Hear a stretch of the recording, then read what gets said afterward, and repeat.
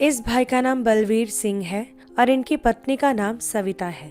1996 में इस भाई की पहली शादी हुई। शादी के बाद इनकी पत्नी गर्भवती नहीं हो पा रही थी। इन्होंने बहुत इलाज भी करवाया, फिर भी इनकी पत्नी गर्भवती नहीं हुई। बच्चा ना होने के कारण इनका तलाक हो गया।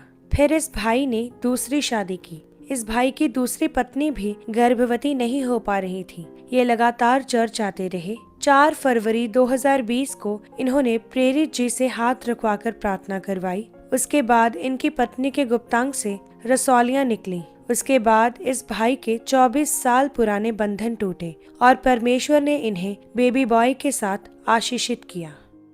सबको जय मसीह की। मेरा नाम बलबीर सिंह है, ये मेरे वाइफ हैं, इनका नाम सविता है। हम जिला अमृतसर के रहने वाले हैं और आज हम अपने जीवन की सबसे बड़ी गवाही को देने जा रहे हैं। जैसे कि पवित्र बाइबल में लिखा है कि धर्मी का वंश बचाया जाएगा। सचमुच इस वचन को परमेश्वर ने हमारे जीवन में पूरा किया और हमें शादी के 24 साल के बाद हेल्थी बेबी बॉय से ब्लेस किया। मेरी गवाही ये है कि मेरी फर्स्ट मैरिज 1996 में हुई।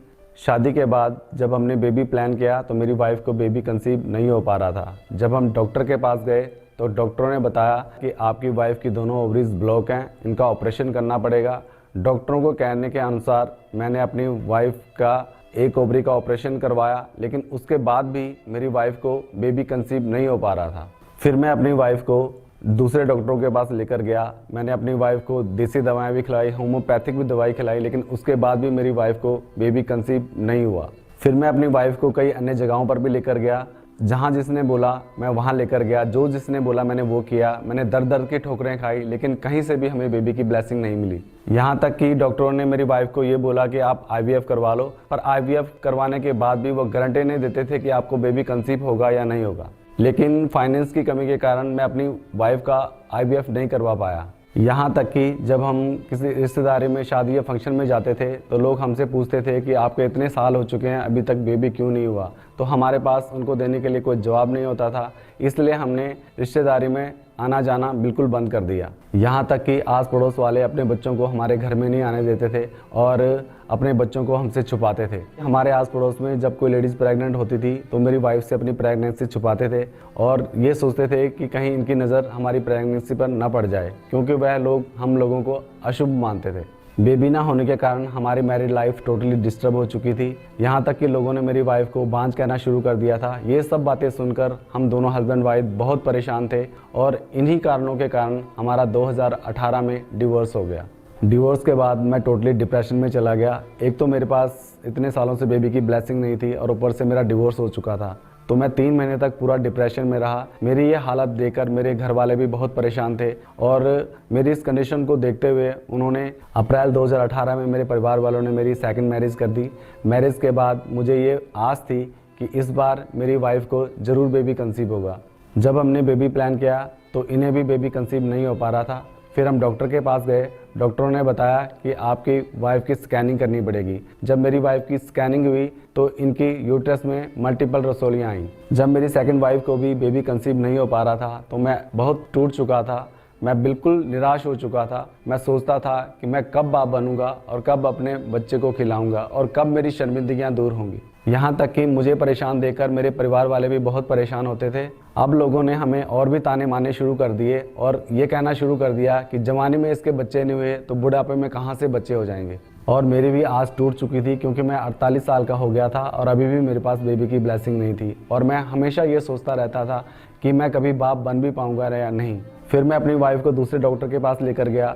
डॉक्टरों ने टेस्ट किए और टेस्ट के बाद मेरी वाइफ को बेबी कंसीव करने के लिए मेडिसिन दी। मेरी वाइफ ने लगातार 6 महीने तक मेडिसिन खाई, लेकिन उसके बाद भी मेरी वाइफ को बेबी कंसीव नहीं हुआ। जब मेडिसिन खाने के बाद भी मेरी वाइफ को बेबी कंसीव नहीं हुआ, तब डॉक्टर ने हमें फिर IVF करवाने के लिए बोला। जब डॉक्टरी इलाज करवाने के बाद भी मेरी वाइफ को बेबी कंसीव नहीं हो पा रहा था तो हमने डॉक्टरों के पास जाना बंद कर दिया और मैं अपनी वाइफ को कई अन्य जगहों पर भी लेकर गया, लेकिन फिर भी मेरी वाइफ को बेबी कंसीव नहीं हुआ।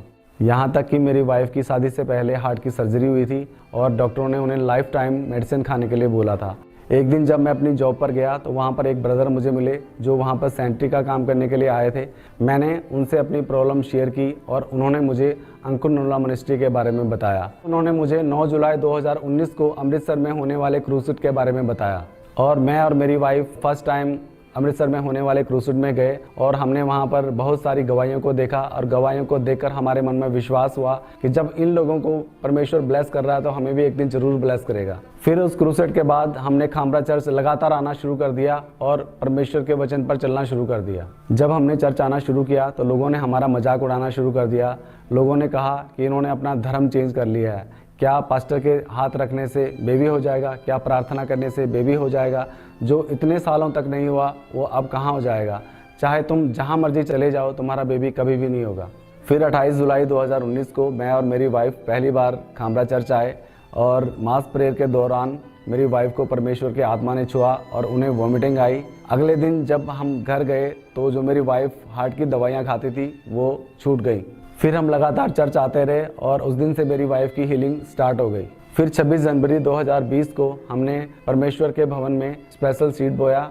फिर 4 फरवरी 2020 को जिन्होंने स्पेशल सीड बोया था उनके लिए प्रेयर माउंटेन में एक मीटिंग थी। फिर मेरी वाइफ और मैं उस मीटिंग में गए और परमेश्वर के दास ने हमारे सिर पर हाथ रखकर हमारे लिए प्रार्थना की।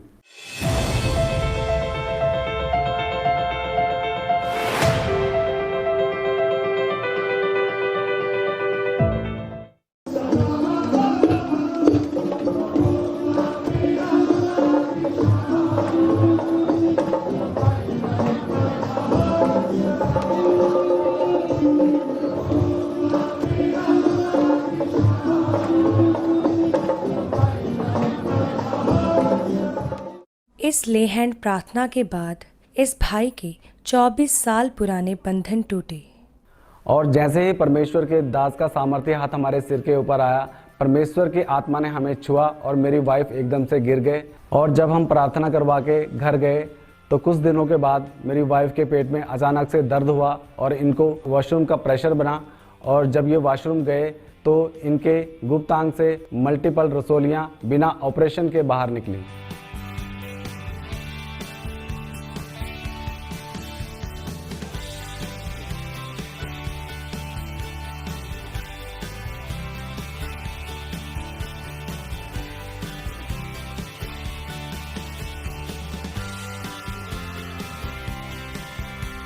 प्रार्थना करवाने के 1 महीने बाद जब मेरी वाइफ ने अपना प्रेगनेंसी टेस्ट किया तो वह प्रेग्नेंट थी।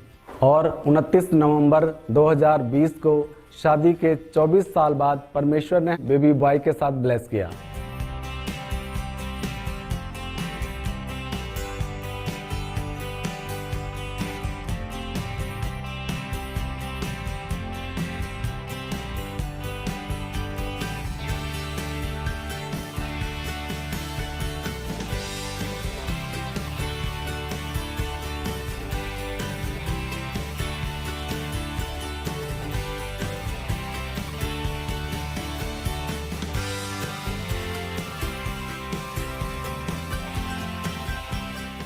और जिस तरह परमेश्वर ने अब्राहम को 99 ईयर्स की उम्र में बेटे के साथ आशीषित किया, उसी तरह परमेश्वर ने मुझे भी 48 ईयर्स की आयु में बेटे के साथ आशीषित किया।